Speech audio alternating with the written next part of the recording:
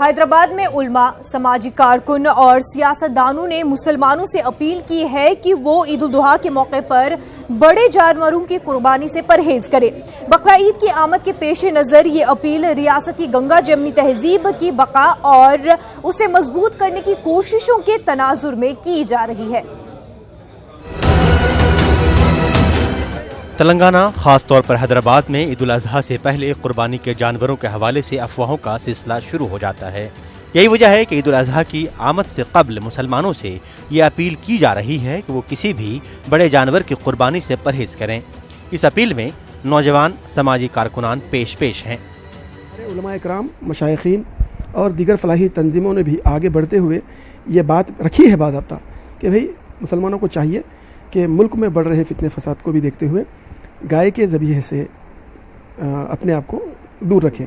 اور even in دنوں میں اگر پالن پوشن کے لیے دودھ نکالنے کے لیے دودھ، جیسا کہ لوگوں کے پاس گوشالہ اور ڈڈی ہوتی ہے، اس کے لیے بھی اگر آپ لانا چاہ رہے ہیں تو آپ کو بے وجہ کے نشانہ بنایا جا سکتا ہے، تو آپ احتیاط کریں۔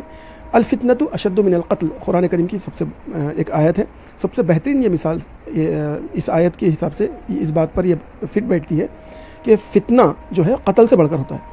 فتنہ ایک ایسی چیز ہوتی ہے جو لوگوں تک پہنچتے وہ ایک بہت بڑی آفت کی شکل اختیار کرتی ہے۔ تو ہمارے ساتھ جو بھی ہیں، ہماری الفاظان سوسائٹی ہے، ہماری بستی کے مختلف سوسائٹیز ہیں، ان سبھی نے بھی ہمارے ساتھ تعاون کرتے ہوئے گائے کے ذبیحے کو بند کرنے پر پورا جو ہے نا عملی جامہ پہنایا ہے۔ تلنگانہ کے وزیر داخلہ محمد محمود علی نے بھی قربانی کے سلسلے میں عوام سے برادران وطن کے جذبات کی قدر کرنے کی اپیل کی ہے۔ میں آپ کے میڈیا کے ذریعے میرے تمام بھائیوں سے گزارش کرتا ہوں، گائے کو مت لائیے، آپ گائے کی قربانی سے احتیاط کیجیے۔ جس دھرم میں گائے کا عزت کی جاتی ہے، ان کی ریسپیکٹ دی جاتی ہے، پوجا کی جاتی ہے، تو میرے مسلم بھائیوں سے میں بھی گزارش کرتا ہوں گائے کی قربانی سے ٹوٹل احتیاط کیجیے۔ آپ اس کے بجائے چھوٹے قربانی دیجیے، بکرے کی قربانی دیجیے، دوسرے جانور بھی دے سکتے ہیں، پر گائے کی حد تک آپ احتیاط کیجیے۔ ہمارے تلنگانہ کے اندر بہت زبردست لینڈ آرڈر ہے۔ عید الاضحیٰ کے موقع پر کسی بھی غلط فہمی کے نتیجے میں امن و امان نہ بگڑے، اس لیے علماء خاص طور پر اس بات کو سمجھانے کی کوشش میں ہیں کہ قربانی کے لیے ضروری نہیں ہے کہ بڑے جانور ہی لیے جائیں۔ دیکھیے، بات یہ ہے کہ جانور ہمارے پاس تو حکم ہے کہ آپ چھوٹا بھی کر سکتے، بڑا بھی کر سکتے، ضروری نہیں ہے بڑا کرنا۔ ہم کو تو یہ حکم دیا گیا ہے چھوٹا کرو۔ میں تو یہ مسلمانوں سے اپیل کروں گا کہ آپ جتنا ہو سکے چھوٹا جانور لیں۔ آپ جو نا حقیقے کے اندر، بسم اللہ خانی کے اندر لاکھوں روپے خرچ کرتے، یہاں پہ کیوں آپ یہاں پر بھی 5,000 6,000 میں اپنے چھوٹا جانور لے کے نہیں کر سکتے؟ اس میں شریک کیوں ہو رہے ہیں؟